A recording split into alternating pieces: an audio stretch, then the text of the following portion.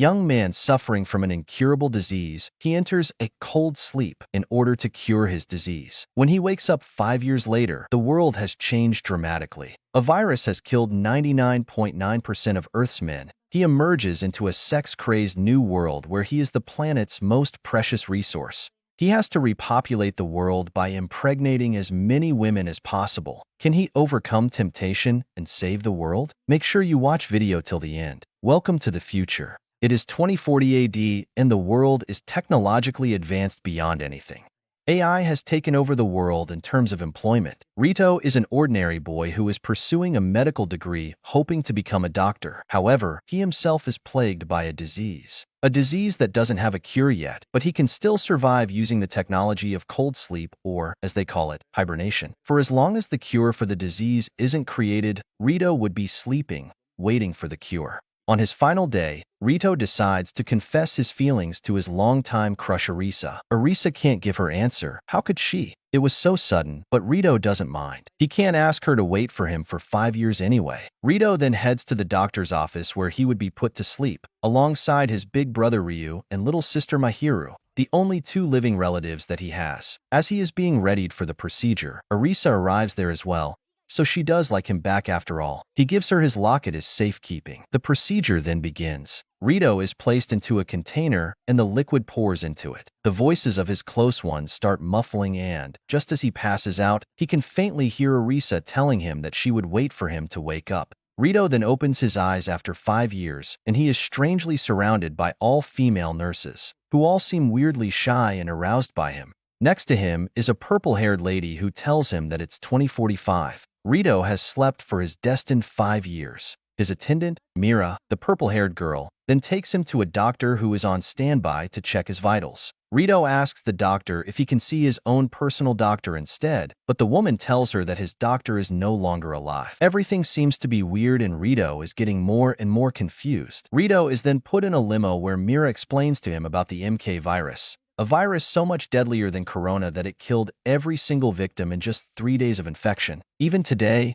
there was no cure. Half of the world population was gone. Mira opens one of the window shades and shows him how the once technologically advanced society had crumbled back into a mess. Rito thinks it's all some kind of a sick joke, a prank, and he rushes outside, jumping from the car to see for himself. What he sees shocks him. There is not a single man out there. Everyone was a woman, and the world was nothing like it was before. Mira and her guards jump to surround Rito and protect him from the horde of women around him. One crazy woman sees Rito and jumps towards him. Thankfully, she is dealt with on the spot. Mira explains that 4 years ago, the MK virus, or male killer virus, emerged and wiped out the male population, except for him and 4 other immune men who were similarly frozen. And they are obligated to have children to save humanity from extinction.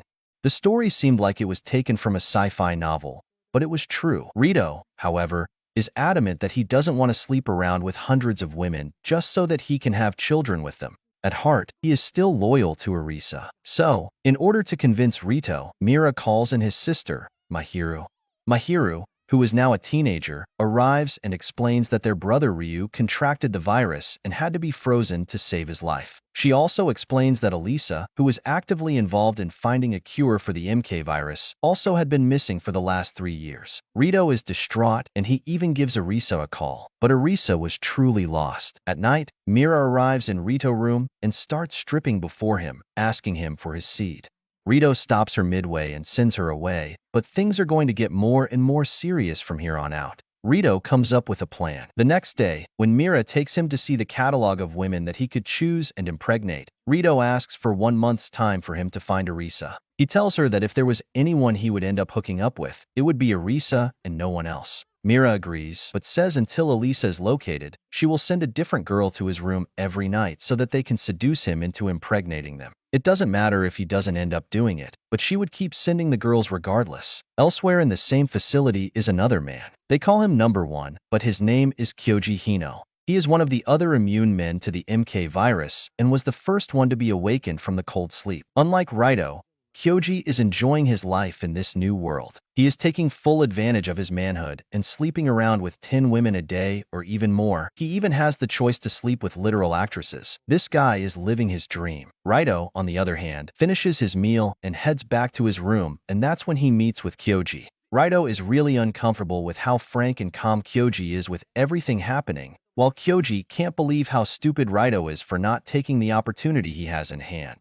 The two men part uncomfortably, and Rito finally reaches his room and decides to take a shower to cool down and process everything. Unfortunately for him, the woman that Mira had promised she would send, Akane, arrives unclothed in the shower alongside Rito and tries to seduce him as Mira promised. She does a pretty good job, but Rita ends up failing because of all of the pressure. When he wakes up, Akane is there by the sofa drunk, and on his bed is another small woman. She looks really young. Her name is Sui and Akane were going to be with him for the rest of the days. That night, he reluctantly sleeps platonically with Akane and Sui Yamada as Mira changed her mind and assigned them to him instead of sending random girls every night. One of them was his bodyguard and the other was his nurse. We will see who is who. The next day, Rito, Mira, Akane, and Sui examine Elisa's old laboratory for clues as to where she might have disappeared. Rito manages to get her stuff to be taken to his room where he can examine them. As the group is wandering around the lab, a strange woman in the shadows manages to release a literal bear into the premises. The bear approaches the group to attack, and Rito quickly jumps to save Sui as the bear walks toward her. Turns out the little girl was actually his bodyguard, and she literally ends the bear's life with just one kick to its head. Well, that's a surprise. When Reto learns Elisa was working on a cure for the MK virus before she mysteriously disappeared, Reto decides to finish her work and appears on the news to relay his goal. Bold move, because since he is a rare commodity at this point, being a man, he would be in a lot of trouble because of this. Late that day, Reto finds a recorded message inside Elisa's old teddy bear, where she reveals the MK virus is actually a man-made biological weapon. Despite knowing this mega secret, Rito decides to keep it to himself. He doesn't really know who he can trust. He, however, apologizes for not producing babies, but she says working on a cure is indeed the better solution. Meanwhile, a council of women is having a meeting.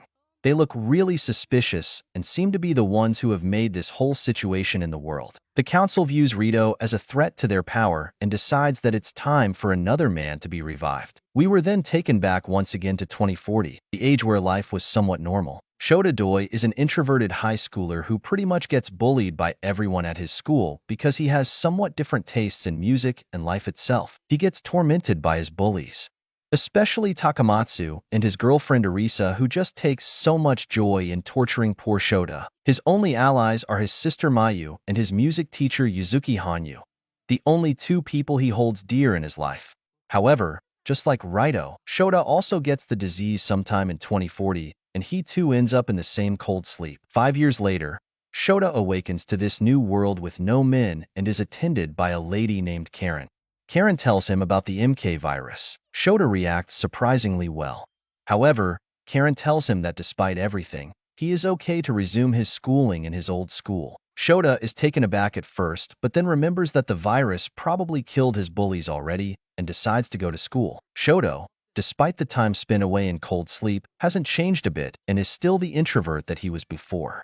One thing that makes life a bit better is that his teacher Yuzuki is still alive, and she seems a bit too happy for him. So much happy that night, she comes to his room and offers herself to him. Shoto doesn't even flinch, and the two end up sleeping together. For the next few days, Shoto continues at school trying to get along with the other girls, but his heart is set on his teacher. That day, when Shoto visits the nurse's office, he yet again meets with Yuzuki, and yeah, they end up doing it in school. Elsewhere, Karen reports to her superiors about the situation and how number 3, aka Shoto, was doing a decent job. The superiors ask her why they had to open up the school, and Karen reveals that everyone in the school came there before Rito's press conference, so they still think that Shoto is the only male alive, giving him more opportunities. A few days have now passed and Shota has settled down pretty well into this whole new world. He has been sleeping with Yuzuki pretty much every day. 1 week later, Karen drags Shota to the swimming class. He is reluctant at first, but he has no bullying to worry about now, so he eventually agrees. That night, Natsuo Chijo, one of his classmates belonging to a really rich family, is assigned to be his temporary roommate because of a faulty AC, but we all know this is just another ploy to seduce Shota. Natsu seems a bit too rich. She doesn't even know how to change her own clothes and asks Shota to help her out. The poor guy only has feelings for his teacher, but still ends up helping the girl. He hadn't been seeing Yuzuki for a few days because she was on her period and this new girl was throwing herself at him every day. Shota's troubles keep growing, so he calls the teacher to ask her if she felt bad that other girls were coming for him too. Yuzuka tells him not to worry as he belonged to everyone, and she didn't feel bad about it. This was all Shota wanted to hear. That night, Natsu comes into Shota's bed explaining how she couldn't sleep alone and confesses that her father gave her an arranged marriage to a much older man until they were both killed by the MK virus. One thing leads to another, and well, the two end up sleeping together. When Yuzuki finally returns, Shota confesses that he slept with Ichijo and begs for forgiveness. But she says they all know, and he belongs to everyone. This feels oddly strange to Shota. In fact, everything does feel that way. Almost everyone is always trying to please him, and nothing bad ever happens to him. Something was definitely wrong. He confronts Karen and demands answers.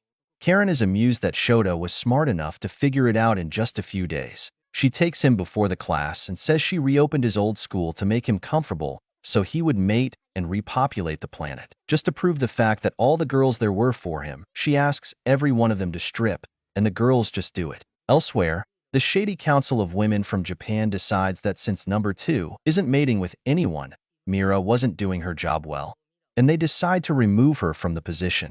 With less than a month remaining for Rito to make the cure, the situation inside the place is getting more and more intense by the minute. He is busy with the research, but hasn't made any progress at all when it comes to cracking the virus. Frustrated, he heads outside of the office and bumps into Maria Kuroda, who is running around with nothing but her lab coat on. The two of them fall on each other in a really awkward manner, which is seen by Ria Katagiri, Rito's new attendant. Katakiri seems really hostile towards Rito. She looks like she just hates men. In order to research further into the virus, Rito and the group decide to go to Keimon City, the first place in Japan where the virus emerged. He has planned to interview an old woman named Taniguchi, the widow of the virus' first victim. On the train ride to the city, Rito realizes that Maria, who is pretty shy when it comes to talking to him, is actually really confident when it comes to discussing viruses. Rito finds her to be pretty trustworthy, just like Akane, Sui, and Mira. However, at first, Taniguchi is not very open and doesn't seem to want to reveal much. She definitely knows something, but isn't really sure if she could trust the other people in the room. She doesn't cooperate at all and just ends up berating him. When they leave, it is revealed that Taniguchi is in contact with Arisa and wonders why Arisa will not reveal herself. Oddly so, she finds Rito and Arisa similar to each other. Back in their hotel, Rito is taking a bath and is forced to hide in a sauna when other women appear. Apparently, the concept of a male sauna had already disappeared. In the sauna, though, he meets up with an American named Chloe who claims to be a transfer student. The girl seduces Rito and tricks him into kissing her just as the others walk in. Later, Mira talks with Taniguchi about how honorable Rito is. She tells her how Rito is selfish and doesn't mate just because he is true to his love and wants to save the other men in the world. This convinces Taniguchi to share what she knows. However, someone sneaks in and poisons her foretube, leaving her in critical condition. Before losing consciousness, however, Taniguchi asks that a photo of her and her husband be given to Rito. After getting nothing of value from Taniguchi, the group decide to visit the abandoned hospital in the area where the very first patients of MK virus were treated. However, there is nothing of importance in the hospital, and it clear shouts someone has removed evidence here. Rito's group decides to return back. On the day of their return, Rito notices that a scanner was reacting to the photo given by Taniguchi and scans the photo to find incomplete blueprints of the MK virus design.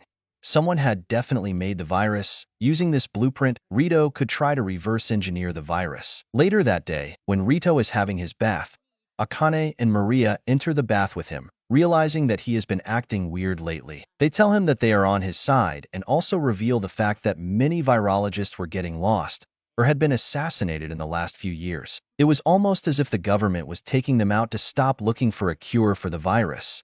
The two girls had entered the bath so that no one would record them while talking. Nice move, but very demonetizable. The next day, Rito, Marie, and Akane, along with Sway, managed to establish a base in the refugee area of the city. Marie even manages to create a network of computers off-grid from the government's inspections so that they can investigate the MK virus further. The very first thing that they find is that most of the virologists were found admitted to the same abandoned hospital. Back in the experimental school, Shoto is now common property. The girls have now started to draw to become his new roommate. However, Shoto is just not comfortable with Frank girls. In fact, he doesn't even respond at all. He just runs away to the teacher's lounge to his secret hiding location from bullies. Shunka Hiragi, another girl from the school, happens to come there as well. Turns out she too was bullied when she was in middle school, and the two find that they are similar to each other. Does seem a lot far-fetched, but Shunka uses this one common thing to seduce Shoto and it works. They end up sleeping together in the lounge itself. Shoto, however, still feels a bit used after all this. The girls were fighting for him, which he didn't expect, but also the fact that he was turning into a literal baby-making machine was very unsettling to him. He calls Yuzuki to get some advice, but she doesn't pick up his calls. Having everything with him, Shoto was still alone. The next day, the seductions continue. Akira, the one who Shoto him with the volleyball, locks him up in the locker room and seduces him while apologizing. Very illegal. Shoto was slowly losing himself in all of this chaos. The following class, Karen makes a new arrangement where a girl will be assigned as his servant daily. Their payment? A kiss from Shoto, as promised. After kissing Rika, he trips and scrapes his hand and is taken to the school nurse. Even after getting the required medicine from the nurse, Karen still orders Ichijo, Shunka, and Akira to sleep with him at the same time. Shoto had now finally fallen into the rabbit hole of pleasure, and he starts losing himself. Over the next few days, he becomes much more sexually aggressive with the girls. One day, Cheyenne Hoshino, one of the girls who regularly ignored him when he was bullied and even enjoyed the whole bullying show while she was at it, transfers into the school. She seems to be eager to mate with Shoto, but the guy ignores her like she ignored him in his time of need. Shoto is pretty pissed that she entered his heaven, but Karen explains Cheyenne tried to become an actress, but due to the MK virus, she can only get a role if she mates with Shota. She was to torment or do anything. She was at his mercy. Still angry about her ignoring him, he humiliates her by forcing her to come to a class in her underwear before he mates with her in public. He makes a few of his side chicks watch as he mates with her on the rooftop with the uncomfortable position possible. While this was pretty brutal for an introvert like Shoto, it gives him another evil idea. Shota asks Karen to find someone and bring her to him. Karen delivers Arisa in chains where a vindictive Shota forces her to lick him in the wounds that he had suffered because of her and her boyfriend. Shota was going full evil arc mode. There is no coming back from that. Every day a new girl is now part of Shota's schedule. If he doesn't like the girls, already new ones are brought in for him. At this point, it was almost like Shota himself was going to complete the world repopulating job. However, one of the girls among the newly transferred ones is pretty sus.